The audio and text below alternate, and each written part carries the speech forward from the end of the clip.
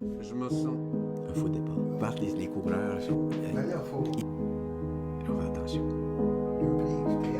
Oui, ça met un peu de pression. Je me sentais exactement comme le carcajou broyant du noir dans son labyrinthe. Et ce, depuis que j'avais malencontreusement égaré les clés de l'illumination. Et allez donc savoir pourquoi, alors que je m'étais commis par devers quelques concoctions bizarroïdes, j'étais devenu obsédé par un air d'opéra, toujours le même, Così fan tutte.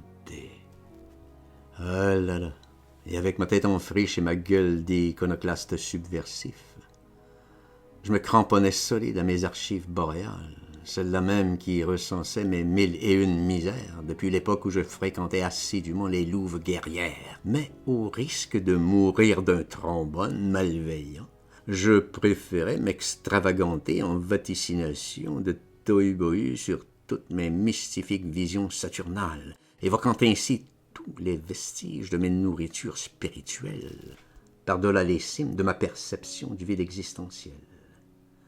C'est ainsi que quand vient la nuit, tous les vulgaires saboteurs de rêves se font la danse du dragon et préparent alors leur petit marivaudage innocent, afin qu'au jour de tonnerre, tous les gardiens de l'horizon se perdent dans le livre des mutations, laissant libre cours à leurs risibles amours de ce côté-ci du brouillard.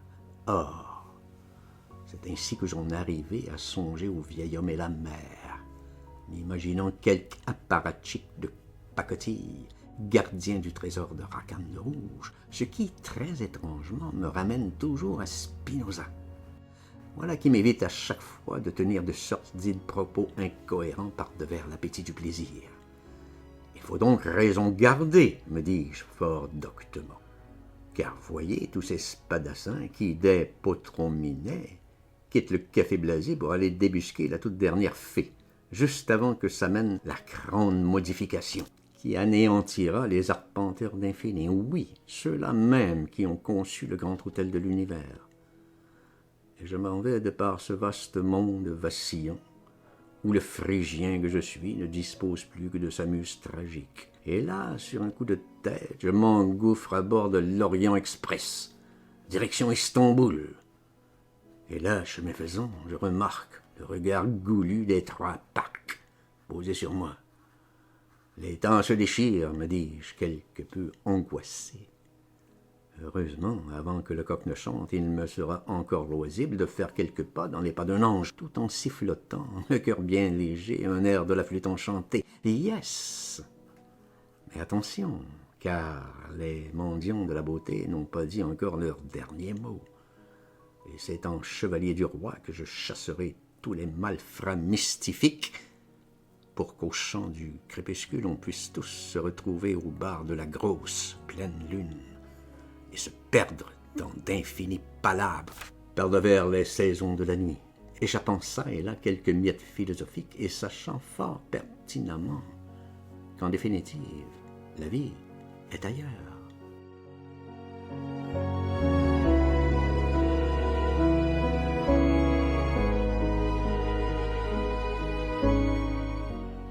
Cependant, les lendemains de conquête sont souvent très pénibles. On y subodore toujours un petit côté ascenseur pour l'échafaud, ce qui nous laisse que peu d'embarras du choix dans toute cette chienlit. Dur temps pour les prophètes, me dis-je sobrement, tout en me promettant solennellement de pourchasser ad vitam aeternam tous les vils fossoyeurs de vertige qui, comme chacun le sait, ont trouvé refuge dans la ténébreuse île du diable. Mais cela étant dit, il faudra bien sûr que je m'acoquine avec les valeureux passagers de la pluie, qui sont passés maîtres dans l'art du bras de fer métaphysique par devers tous les insignifiants de ce monde, et qui plus est sont fiers de l'être. C'est ainsi qu'on en vient à soupeser l'immense et mystérieux pouvoir du futile. Il s'agissait donc pour moi de mettre en œuvre un genre de jour J, où le maître des illusions, directement de son château de Borromée, ferait la promotion sous toutes les latitudes de la grotte enchantée, qui permet, de par sa propre nature, d'enclencher la marche à l'étoile, et ce contre vents et marées déferlant de par le monde, ce qui, en principe, devrait condamner tous les tartuffes hurluberlus de l'univers à une submersion totale et définitive. Voilà. Et quand nous aurons bu tous les si subtils silences volatiles surgissant de nos dialectiques fourvoyées, alors, et seulement alors, pourrons-nous savourer tout le parfum impérissable du passé, où une si étrange tendresse repose dans nos sentiments en contiguïté d'esquives limitrophes. Mais j'anecdotise spéculativement, car qu'en est-il entre-temps de tous ces vulgaires satrapes et badauds plus ou moins valétudinaires qui encombrent toutes les lignes interdites et qui créent ainsi un intolérable brouhaha tout en pourfendant la grande bissectrice du vide.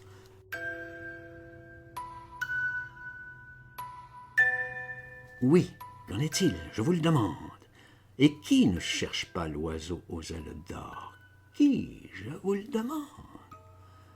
Mais voilà, Tipa, qu'une toute petite poussière d'atomes s'insinue en basculement de jonglerie jubilatoire dans ma chronique de la haine ordinaire, me donnant ainsi l'occasion d'un enseignement subversif, voire insurrectionnel, et en dépit de la dimension cachée des choses, devient le paradoxe d'un surgissement d'impromptus et d'épiphénomènes en sarabande d'arabesques cursives et toutes de velours damassé. Seulement voilà, parvenu à ce stade, je ne peux que me commettre d'un quatrain de mon cru, tout en hexagramme structuraliste et contrapuntique, berçant comme une barcarolle, toute en déclivité, coalescente par-devers le roi qui, pour qui sait y voir, se balade complètement nu. Voilà pourquoi, de toutes les mélancolies du Nord, perfuse parfois une certaine confusion des sentiments, par-devers la volupté liée à l'honneur des hommes. C'est ainsi qu'heureux les convaincus, car les racines de leur passé se perdent dans le jardin des ombres, leur rendant alors inaccessible le pont sur l'infini. Fini le temps des balivernes, pour sybarites crispants et prétendument mendiants de la beauté. Non, l'heure est à la grande beuverie, où notre part d'ange, aux circonvolutions lactescentes, se fera l'arme fatale par-devers tous ces manants aux mains sales et transversales. Et encore faut-il franchir les portes de notre imaginaire pour bien saisir toute la densité fabuleuse du jeu des ombres distillé à la frontière des ténèbres, là où se révèle toute la subtile géométrie de nos âmes. Et comme je passais à cet instant juste au sud de Pluton, me vint à l'esprit cette étrange vision. Et si, dans mes souvenirs de la maison des morts, je pouvais retrouver le port de la Lune, et de là, aller au bout du quai observer tout le défilé de ces villes dérivant dans d'épais brouillards aux vibrants frémissements argentés de l'air. Je pourrais alors me réapproprier mon âme de navigateur solitaire, avant que les frères du soleil ne scandent la marche à l'étoile dans toutes ses fixités d'aurore. Dès lors, c'est du haut de mes machicoulis que je reconquiers enfin le dernier anneau de pouvoir, qui, surgi de nulle part, se présente sous la forme de l'extraordinaire impulsion créatrice. Et c'est sur un lit de ténèbres que je déploie mon superbe castelet, bien conscient de la morsure incisive du temps. Et c'est bien tapis derrière ce merveilleux petit castelet magique qu'au hasard Balthazar, je chuchote très doucement. « Boyet, Polomé !» Question de conjurer la veine noire de la destinée avec son mauvais œil, et que je vous ferai voir, oui, à vous qui me suivez, toutes les mirifiques splendeurs invisibles de mon bestiaire enchanté. Et en cet air de soupçons en rafale et de grande duperie vociférante, je ne peux qu'observer avec stupeur le derviche que je suis dansant avec sa propre mort. Ça fait que, comme qui dirait l'autre, passez-moi un de ces jours, puis comptez pas les tours, on n'est pas sur deux, à joyeux. mon pays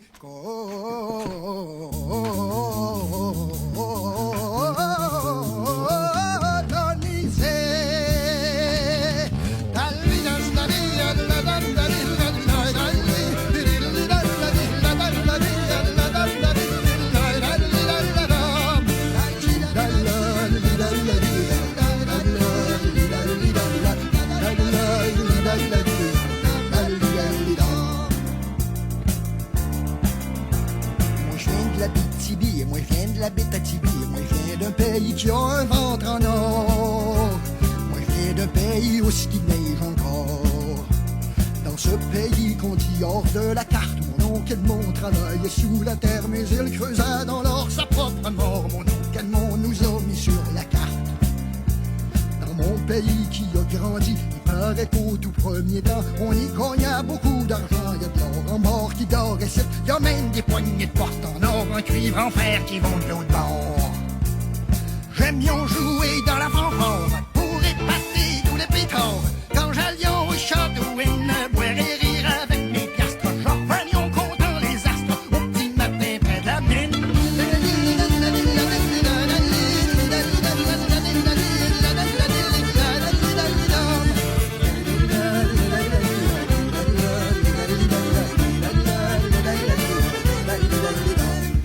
En 1900 tout en Abitibi, dans mon pays.